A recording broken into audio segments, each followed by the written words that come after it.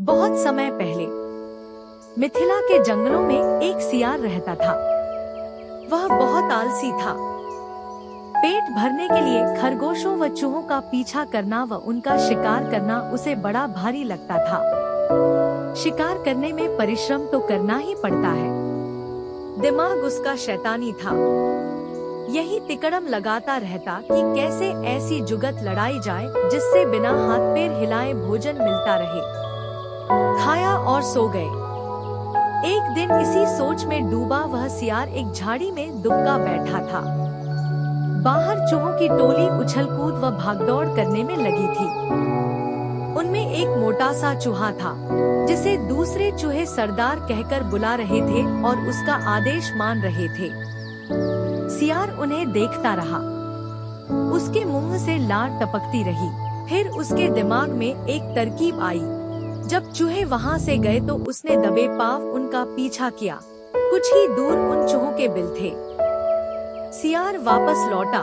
दूसरे दिन प्रातः ही वह उन चूहों के बिल के पास जाकर एक टांग पर खड़ा हो गया। उसका मुंह उगते सूरज की ओर था। आंखें बंद थी।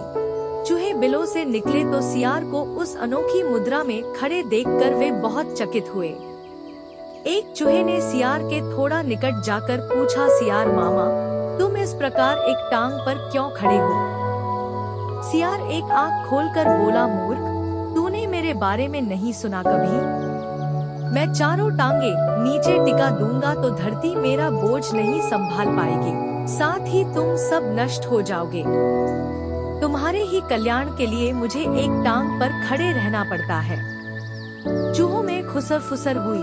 वे सियार के निकट आकर खड़े हो गए। चूहों के सरदार ने कहा, है महान सियार, हमें अपने बारे में कुछ बताइए।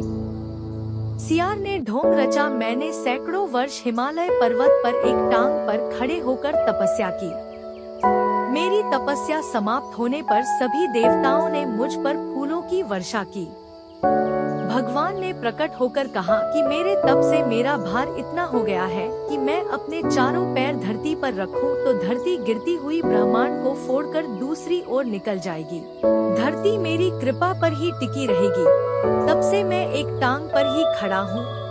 मैं नहीं चाहता कि मेरे कारण दूसरे जीवों को कष्ट हो। सारे चूहों का समूह महातपस्वी सियार के सामने हाथ जोड़कर खड़ा हो गया। एक चूहे ने पूछा, तपस्वी मामा, आपने अपना मुंह सूरज की ओर क्यों कर रखा है? सियार ने उत्तर दिया, सूर्य की पूजा के लिए। और आपका मुंह क्यों खुला है?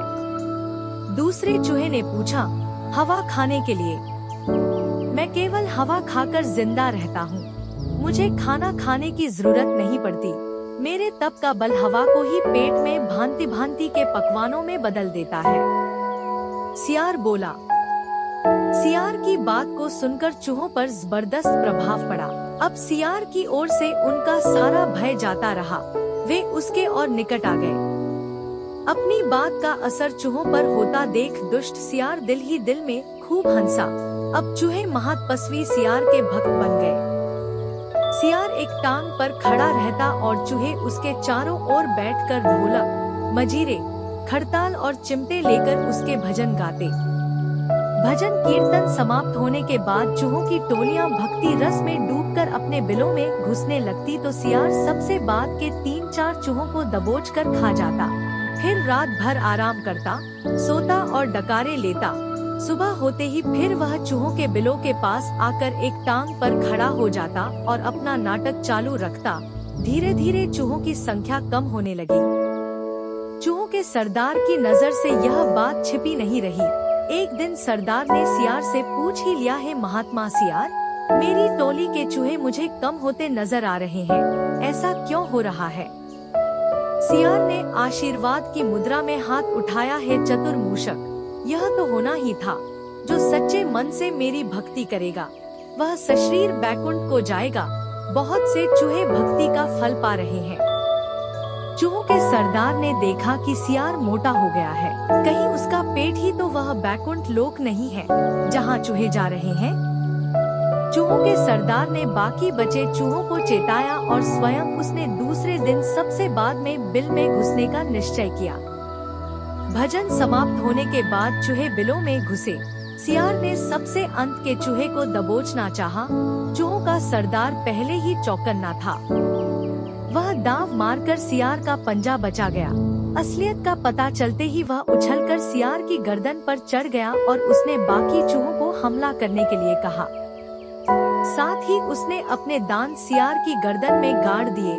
बाकी चूहे भी सियार पर झपटे और सबने कुछ ही देर में महात्मा सियार को कंकाल सियार बना दिया। केवल उसकी हड्डियों का पिंजर बचा रह गया। सीखा ढोंग कुछ ही दिन चलता है, फिर ढोंगी को अपनी करनी का फल मिलता ही है।